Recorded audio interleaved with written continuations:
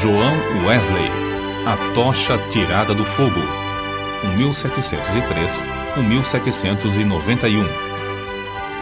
O céu, à meia-noite, era iluminado pelo reflexo sombrio das chamas que devoravam vorazmente a casa do pastor Samuel Wesley. Na rua, ouviam-se os gritos: "Fogo! Fogo!" Contudo, a família do pastor continuava a dormir tranquilamente, até que os escombros ardentes caíram sobre a cama de uma filha, Hattie. A menina acordou sobressaltada e correu para o quarto do pai. Sem poder salvar coisa alguma das chamas, a família foi obrigada a sair casa afora, vestindo apenas as roupas de dormir, numa temperatura gélida. A ama, ao ser despertada pelo alarme, arrebatou a criança menor, Carlos, do berço. Chamou os outros meninos, insistindo que a seguissem, e desceu a escada. João, porém, que então contava 5 anos e meio, ficou dormindo. 3 vezes a mãe, Susana Wesley, que se achava doente, tentou debalde subir a escada. 2 vezes o pai tentou, em vão, passar pelo meio das chamas, correndo.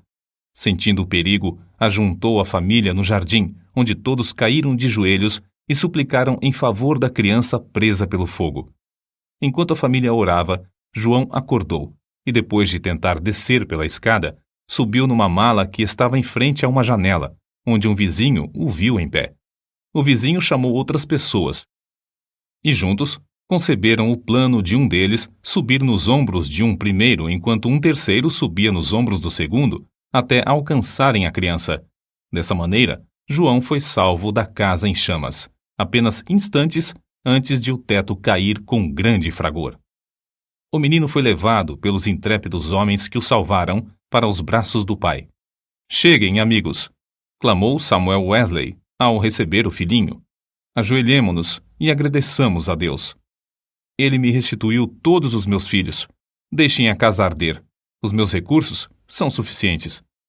15 minutos depois, casa, livros, documentos e mobiliário não existiam mais. Anos mais tarde, em certa publicação, apareceu o retrato de João Wesley e, embaixo, a representação de uma casa ardendo com as palavras: "Não é este um tição tirado do fogo?" Zacarias capítulo 3, versículo 2.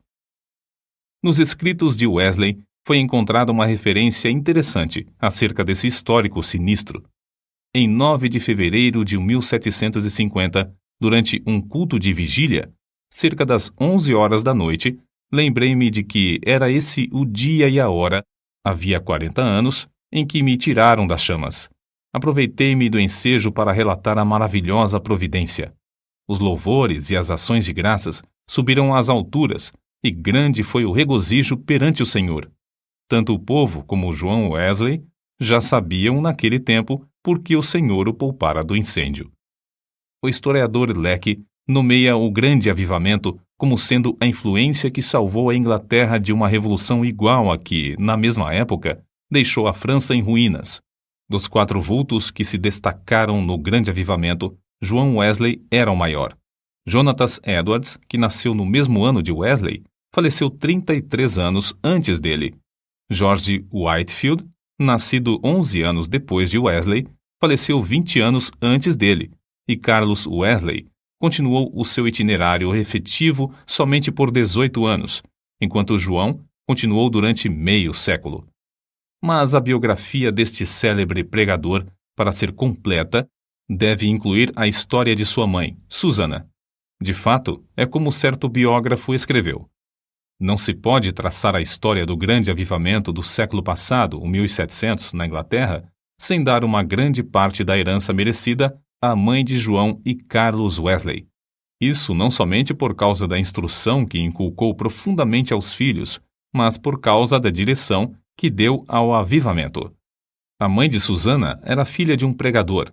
Esforçada na obra de Deus, casou-se com o eminente ministro Samuel Annesley. Dos 25 filhos desse enlace, Susana era a 24ª. Durante a vida, seguiu o exemplo da sua mãe, passando 1 hora de madrugada e outra à noite orando e meditando sobre as Escrituras. Pelo que escreveu certo dia, vê-se como se dedicava à oração. Que Deus seja louvado por todos os dias em que nos comportamos bem. Mas estou ainda descontente, porque não desfruto muito de Deus. Sei que me conservo demasiadamente longe dele. Anseio ter a alma mais intimamente ligada a ele pela fé e amor. João era o 15º rebento dos 19 filhos de Samuel e Susannah Wesley. O que vamos transcrever, escrito pela mãe de João, mostra como ela era fiel em ordenar a seus filhos e a sua casa depois dela. Gênesis, capítulo 18, versículo 19. Para formar a mente da criança, a primeira coisa é vencer-lhe a vontade. A obra de instruir o intelecto leva tempo e deve ser gradual, conforme a capacidade da criança. Mas o subjugar-lhe a vontade deve ser feito de uma vez, e quanto mais cedo, tanto melhor. Depois, pode-se governar a criança pela razão e piedade dos pais, até chegar o tempo de a criança poder também exercer o raciocínio. Acerca do casal Wesley e seus filhos, o célebre comentador da Bíblia, Adam Clarke, escreveu: Nunca li nem ouvi falar de uma família, não conheço e nem existe outra, desde os dias de Abrão e Sara, de José e Maria de Nazaré, a qual a raça humana deve tanto. Susannah Wesley acreditava que aquele que poupa a vara aborrece a seu filho. Provérbios, capítulo 13, versículo 24. E não consentia que seus filhos chorassem em voz alta.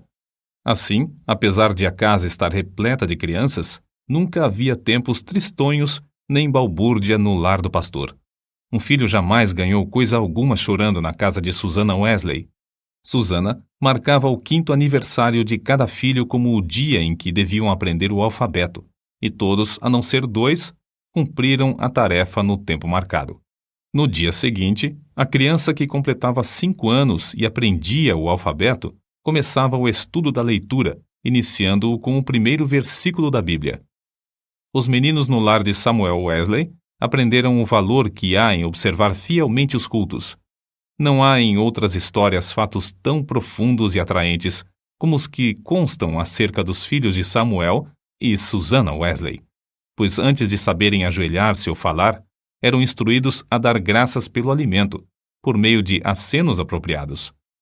Logo que aprendiam a falar, repetiam a oração dominical de manhã e à noite, e eram ensinados também a acrescentar outros pedidos, conforme cada desejo em particular. Ao chegarem à idade própria, um dia da semana era designado a cada filho para conversar sobre as dúvidas e dificuldades. Na lista aparecem os nomes de João, para a quarta-feira, e o de Carlos, para o sábado. E para os filhos, o dia de cada um tornou-se precioso e memorável. É comovente ler o que João Wesley, 20 anos depois de sair da casa paterna, disse à sua mãe: Em muitas coisas, a senhora tem intercedido por mim e tem prevalecido. Quem sabe se agora também, na intercessão para que eu renuncie inteiramente ao mundo, terá bom êxito. Sem dúvida, será tão eficaz para corrigir o meu coração como era, então, para formar o meu caráter. Depois do espetacular livramento de João do incêndio, sua mãe, profundamente convencida de que Deus tinha grandes planos para seu filho, resolveu firmemente criá-lo para servir e ser útil na obra de Cristo. Susannah escreveu estas palavras nas suas meditações particulares: Senhor, esforçar-me-ei mais definitivamente em prol desta criança, a qual salvaste tão misericordiosamente. Procurarei transmitir-lhe fielmente ao coração os princípios da tua religião e virtude. Senhor, dá-me a graça necessária para fazer isso sincera e sabiamente, e abençoa os meus esforços com grande êxito.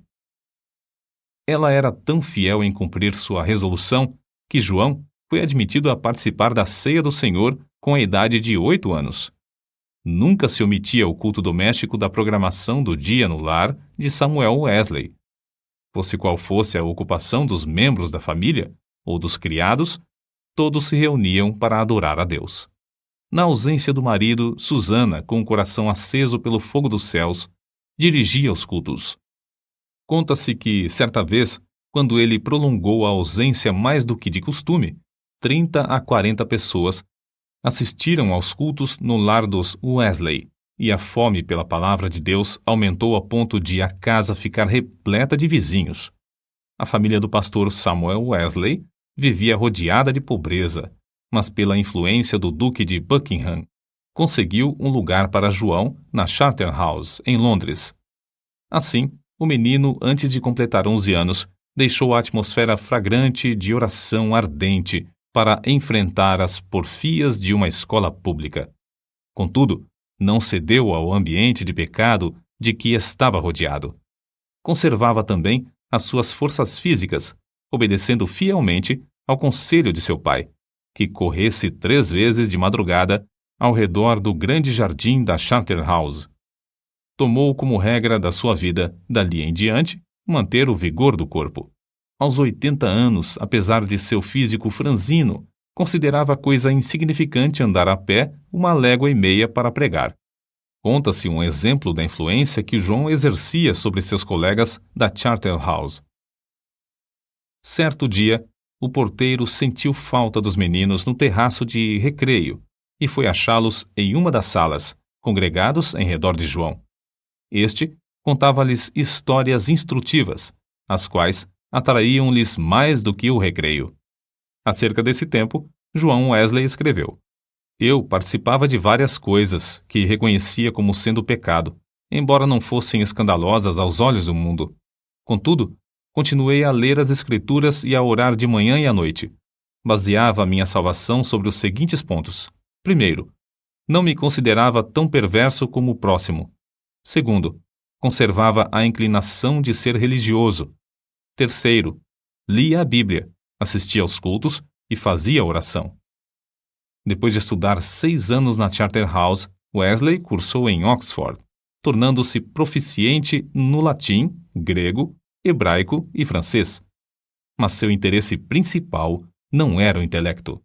Sobre esse assunto, ele escreveu: Comecei a reconhecer que a religião verdadeira tem a sua fonte no coração. Reservei 2 horas, todos os dias, para ficar sozinho com Deus. Participava da ceia do Senhor de 8 em 8 dias. Guardei-me de todo pecado, quer de palavras, quer de atos. Assim, na base das boas obras que praticava, eu me considerava um bom crente. João se esforçava para levantar-se diariamente às 4 horas. Por meio de anotações que registravam suas atividades cotidianas, conseguia dar conta de seu tempo para não desperdiçar um só momento. Continuou a observar esse costume até quase o último dia da sua vida. Certo dia, quando ainda jovem, assistiu a um enterro em companhia de um moço e conseguiu levá-lo a Cristo, ganhando assim a primeira alma para seu Salvador. Alguns meses depois, com a idade de 24 anos e depois de um período de oração, foi separado para o diaconato. Enquanto estudava em Oxford, juntava-se a um pequeno grupo de estudantes para orar, estudar as Escrituras diariamente, jejuar às quartas e sextas-feiras, visitar os doentes e encarcerados e confortar os criminosos na hora da execução. Todas as manhãs e todas as noites, cada um passava 1 hora orando sozinho em oculto. Durante as orações, paravam de vez em quando para observar se clamavam com o devido fervor. Sempre oravam ao entrar e ao sair dos cultos na igreja. Mais tarde, 3 dos membros desse grupo tornaram-se famosos entre os crentes. Primeiro, João Wesley, que talvez tenha feito mais que qualquer outro para aprofundar a vida espiritual, não somente na época, mas também em nossos dias. Segundo, Carlos Wesley, que chegou a ser um dos mais espirituais e famosos escritores de hinos evangélicos. E terceiro, George Whitefield, que se tornou o comovente pregador ao ar livre. Naquele tempo, sentia-se a influência de João Wesley em muitas partes das Américas, e hoje ainda é sentida. Contudo, passou menos de 2 anos nesse continente, e isto durante o período de sua vida em que se achava perturbado por causa de dúvidas. Aceitou a chamada para pregar o evangelho aos silvícolas na colônia de Geórgia, desejoso de ganhar sua salvação por meio de boas obras. Pensou que vaidade e ostentação mundana não se encontrariam nas matas da América. Como era característico em sua vida, a bordo do navio em viagem à América do Norte, observava com outros de seu grupo um programa para não desperdiçar um momento durante o dia. Levantava-se às 4 da manhã e deitava-se depois das 21 horas. As primeiras 3 horas do dia eram dedicadas à oração e ao estudo das Escrituras. Depois de cumprir tudo o que estava indicado no programa do dia, o cansaço era tanto que, não obstante o bramido do mar e o balanço do navio, dormiam sem perturbação, deitados sobre um cobertor estendido no convés. Na Geórgia, a população inteira afluía à igreja para ouvir a sua pregação. A influência de seus sermões foi tal que, depois de 10 dias, uma sala de baile ficou quase inteiramente abandonada, enquanto a igreja se enchia de pessoas que oravam e eram salvas. Whitefield, que desembarcou na Geórgia alguns meses depois de Wesley voltar à Inglaterra, assim descreveu o que viu. O êxito de João Wesley na América é indizível. Seu nome é precioso entre o povo, onde lançou os alicerces que nem os homens nem os demônios podem abalar. Oh, que eu possa segui-lo como ele seguiu a Cristo! Porém, a Wesley faltava uma coisa muito importante, conforme se vê pelos acontecimentos que o levaram a sair da Geórgia, como ele mesmo escreveu. Faz 2 anos e quase 4 meses que deixei a minha terra natal para pregar Cristo aos índios da Geórgia. Entretanto, o que cheguei eu a saber? Ora, vim a saber o que eu menos esperava. Fui à América para converter outros, mas nunca fora realmente convertido a Deus. Depois de voltar à Inglaterra, João Wesley começou a servir a Deus com a fé de um filho e não mais com a fé de um simples servo. Acerca desse assunto, eis o que ele escreveu. Não reconhecia que esta fé era dada instantaneamente, que o homem podia sair das trevas para a luz imediatamente, do pecado e da miséria para a justiça e gozo do Espírito Santo. Examinei de novo as Escrituras sobre este ponto, especialmente Atos dos Apóstolos. Fiquei grandemente surpreendido ao ver quase que somente conversões instantâneas, quase nenhuma tão demorada como a de Saulo de Tarso. Desde então, começou a sentir mais e mais fome e sede de justiça, a justiça de Deus pela fé. Fracassara na sua primeira tentativa de pregar o Evangelho na América porque, apesar de seu zelo e bondade de caráter, o cristianismo que possuía era uma coisa que recebera por instrução. Mas a segunda etapa de seu ministério destacou-se por um êxito fenomenal. E porque o fogo de Deus ardia na sua alma, chegara a ter contato direto com Deus através de uma experiência pessoal. Relatamos aqui, com suas próprias palavras, o episódio no qual o Espírito testificou ao seu espírito que era filho de Deus e que veio transformar completamente a sua vida. Eram quase 5 horas, hoje, quando abri o Novo Testamento e encontrei estas palavras. Ele nos tem dado grandíssimas e preciosas promessas para que, por elas, fiqueis participantes da natureza divina. Segunda carta de Pedro, capítulo 1, versículo 4. Antes de sair, abri mais uma vez o Novo Testamento para ler estas outras palavras. Não estás longe do reino de Deus. Marcos, capítulo 12, versículo 34. À noite, senti-me impelido a assistir em Aldersgate. Senti o coração abrasado. Confiei em Cristo, somente em Cristo, para a salvação. Foi-me dada a certeza de que Ele levara os meus pecados e de que me salvara da lei do pecado e da morte. Comecei a orar com todas as minhas forças e testifiquei a todos os presentes do que sentia no coração. Depois dessa experiência em Aldersgate, Wesley aspirava a bênçãos ainda maiores do Senhor, conforme ele mesmo escreveu. Eu suplicava a Deus que cumprisse todas as suas promessas na minha alma. O Senhor honrou este anelo, em parte, não muito depois, enquanto eu orava com Carlos, Whitefield e cerca de 60 outros crentes, em Fetter Lane. São de João Wesley também estas palavras.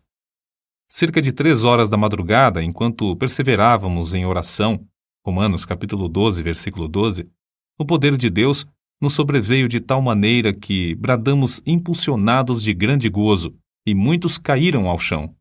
A seguir, ao passar um pouco o temor e a surpresa que sentimos na presença da majestade divina, rompemos em uma só voz. Louvamos-te, ó Deus! Aceitamos-te como Senhor. Essa unção do Espírito Santo dilatou grandemente os horizontes espirituais de Wesley.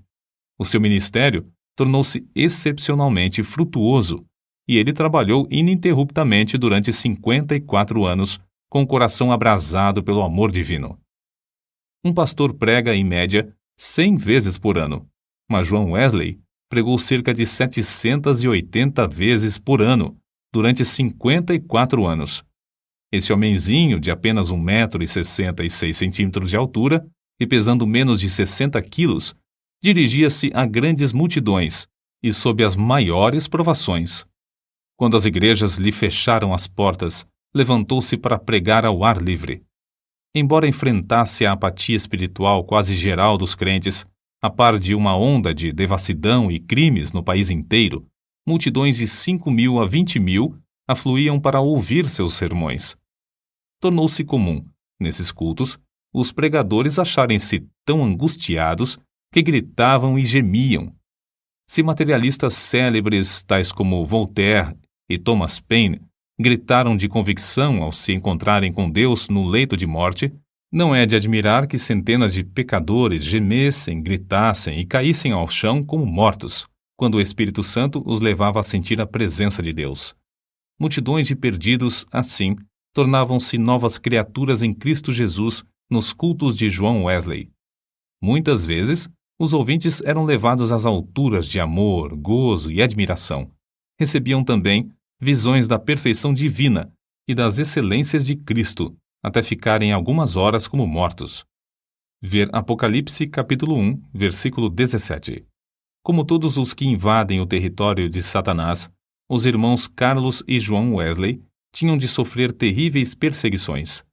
Em Moorfield, os inimigos do Evangelho acabaram com o culto, destruindo a mesa em que João subira para pregar, e o insultaram e maltrataram. Em Sheffield, a casa foi demolida sobre a cabeça dos crentes. Em Wednesbury, destruíram as casas, roupas e móveis dos fiéis, deixando-os desabrigados, expostos à neve e ao temporal. Diversas vezes, João Wesley foi apedrejado e arrastado como morto na rua. Certa vez, foi espancado na boca, no rosto e na cabeça até ficar coberto de sangue. Mas a perseguição por parte da igreja decadente era sua maior cruz. Foram denunciados como falsos profetas, paroleiros, impostores arrogantes, homens destros na astúcia espiritual, fanáticos, etc. Ao voltar para visitar Epworth, onde nascera e se criara, João assistiu no domingo aos cultos da manhã e da tarde na igreja onde seu pai fora fiel pastor durante muitos anos, mas não lhe foi concedida a oportunidade de falar ao povo. Às 18 horas, em pé sobre o monumento que marcava o lugar em que enterraram seu pai, ao lado da igreja, Wesley pregou ao maior auditório jamais visto em Epworth, e Deus salvou muitas almas. Qual a causa de tão grande oposição? Entre os crentes da igreja dormente, alegava-se que eram as suas pregações sobre a justificação pela fé e a santificação.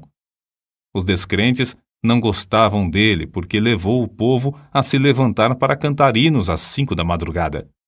João Wesley não somente pregava mais que os outros pregadores, mas os excedia como pastor, exortando, confortando os crentes e visitando-os de casa em casa. Nas suas viagens, andava tanto a cavalo como a pé, ora em dias ensolarados, ora sob chuvas, ora em temporais de neve. Durante os 54 anos do seu ministério, andou, em média, mais de 7.000 quilômetros por ano para alcançar os pontos de pregação. Esse homenzinho que andava tantos quilômetros ainda tinha tempo para a vida literária. Leu não menos de 1.200 tomos, a maior parte enquanto andava a cavalo. Escreveu uma gramática hebraica, outra de latim e ainda outras de francês e inglês. Serviu durante muitos anos como redator de um jornal de 56 páginas. O dicionário completo que compilou da língua inglesa era muito popular, e seu comentário sobre o Novo Testamento ainda tem grande circulação. Revisou e republicou uma biblioteca de 50 volumes, reduzindo-a para 30 volumes. O livro que escreveu sobre a filosofia natural teve grande aceitação entre o ministério. Compilou uma obra de 4 volumes sobre a história da Igreja. Escreveu e publicou um livro sobre a história de Roma e outro sobre a da Inglaterra. preparou e publicou 3 volumes sobre medicina e 6 sobre música para os cultos. Depois de sua experiência em Fetter Lane, ele e seu irmão Carlos escreveram e publicaram 54 inários. Disse que, ao todo, escreveu mais de 230 livros. Esse homem de físico franzino, ao completar 88 anos, escreveu: "Durante mais de 86 anos, não experimentei qualquer debilidade de velhice. Os olhos nunca escureceram, nem perdi o meu vigor." Com a idade de 70 anos, pregou a um auditório de 30.000 pessoas, ao ar livre, e foi ouvido por todos. Aos 86 anos, fez uma viagem à Irlanda, onde, além de pregar 6 vezes ao ar livre, pregou 100 vezes em 60 cidades. Certo ouvinte assim se referiu a Wesley: "Seu espírito era tão vivo como aos 53 anos, quando o encontrei pela primeira vez." Atribuiu a sua saúde aos seguintes fatores: primeiro, ao exercício constante e ar fresco; segundo, ao fato de nunca, mesmo doente ou com saúde, em terra ou no mar, haver perdido uma noite de sono desde o seu nascimento, o que não o impedia de participar das vigílias na igreja; terceiro, a habilidade de dormir de dia ou de noite ao sentir-se cansado; quarto, ao fato de, por mais de 60 anos, ter o hábito de levantar-se às 4 horas da manhã; quinto, ao costume de sempre orar às 5 da manhã, durante mais de 50 anos; sexto, ao fato de quase nunca sofrer de dor, desânimo ou preocupações durante a vida inteira. Não nos devemos esquecer da fonte desse vigor que John Wesley manifestava. Passava 2 horas diariamente em oração, e muitas vezes mais. Certo crente que o conhecia intimamente assim escreveu acerca dele: "Considerava a oração a coisa mais importante da vida, e eu o tenho visto sair do quarto com uma serenidade de alma visível no rosto até quase brilhar." A qualquer história da vida de John Wesley faltará o ponto principal, se não se fizer menção dos cultos de vigília que se realizavam uma vez por mês entre os crentes. Esses cultos se iniciavam às 20 horas e continuavam até depois da meia-noite, ou até cair o Espírito Santo sobre eles. Baseavam tais cultos sobre as referências no Novo Testamento acerca de noites inteiras passadas em oração. Foi assim que alguém se referiu ao sucesso. Explica-se o poder de Wesley pelo fato de ele ser homo unius libri, isto é, um homem de um livro, e esse livro é a Bíblia.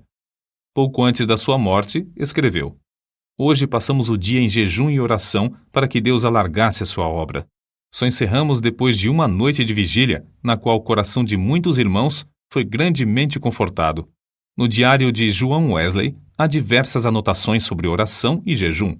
Entre outras coisas, ele escreveu o seguinte: "Enquanto cursava em Oxford, jejuávamos às quartas e às sextas-feiras, como faziam os crentes primitivos em todos os lugares." Escreveu Epifânio: "Quem não sabe que o jejum das quartas e das sextas-feiras é observado pelos crentes do mundo inteiro? Não sei por que eles guardavam esses 2 dias, mas é boa a regra. Se lhes servia, também me serve. Contudo, não quero dar a entender que o único tempo de jejuar seja esses 2 dias da semana, porque muitas vezes é necessário jejuar mais do que 2 dias.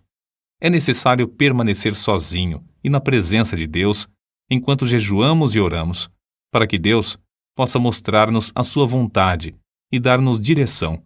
Nos dias de jejum, devemos afastar-nos o mais possível de todo o serviço, de fazer visitas e das diversões, apesar de essas coisas serem lícitas em outras ocasiões." Seu gozo em pregar ao ar livre não diminuiu na velhice. Em 7 de outubro de 1790, pregou pela última vez fora de casa sobre o texto: "O reino de Deus está próximo. Arrependei-vos e crede no Evangelho." Consta em sua biografia que a palavra manifestou-se com grande poder e as lágrimas do povo corriam em torrentes. Um por um, seus fiéis companheiros de luta, inclusive sua esposa, foram chamados para o descanso, mas John Wesley continuava a trabalhar. Com a idade de 85 anos, seu irmão Carlos foi chamado pelo Senhor. E João sentou-se perante a multidão, cobrindo o rosto com as mãos, para esconder as lágrimas que lhe corriam pelas faces. Seu irmão, a quem amara tanto durante tão longo tempo, havia partido, e ele, agora, tinha de trabalhar sozinho. Em 2 de março de 1791, com a idade de quase 88 anos, completou a sua carreira terrestre. Durante toda a noite anterior, não cessaram em seus lábios o louvor e a adoração, pronunciando estas palavras: as nuvens destilam a gordura. Sua alma saltou de alegria com a antecipação das glórias do lar eterno e exclamou: o melhor de tudo é que Deus está conosco. Então, levantando a mão, como se fosse o sinal da vitória, novamente repetiu: o melhor de tudo é que Deus está conosco. Às 10 horas da manhã, enquanto os crentes rodeavam o leito em oração, ele disse: adeus. E assim passou para a presença do Senhor. Um crente que assistiu à sua morte assim relatou o ato: a presença divina pairava sobre todos nós. Não existem palavras para descrever o que vimos no seu semblante. Quanto mais o fitávamos, tanto mais víamos parte dos indizíveis céus. Calcula-se que 10.000 pessoas passaram em desfile diante do ataúde para ver o rosto que ainda retinha um sorriso celestial. Por causa das grandes massas que afluíram para honrá-lo, foi necessário enterrá-lo às 5 horas da manhã. João Wesley nasceu e criou-se em um lar onde não havia abundância de pão. Com a venda dos livros de sua autoria, ganhou uma fortuna, com a qual contribuía para a causa de Cristo. Ao falecer, deixou no mundo 2 colheres, uma chaleira de prata, um casaco velho e dezenas de milhares de almas, salvas em épocas de grande decadência espiritual. Em Epworth, a tocha foi arrebatada do fogo. Em Aldersgate e Fetter Lane, começou a arder intensamente e continua a iluminar milhões de almas no mundo inteiro.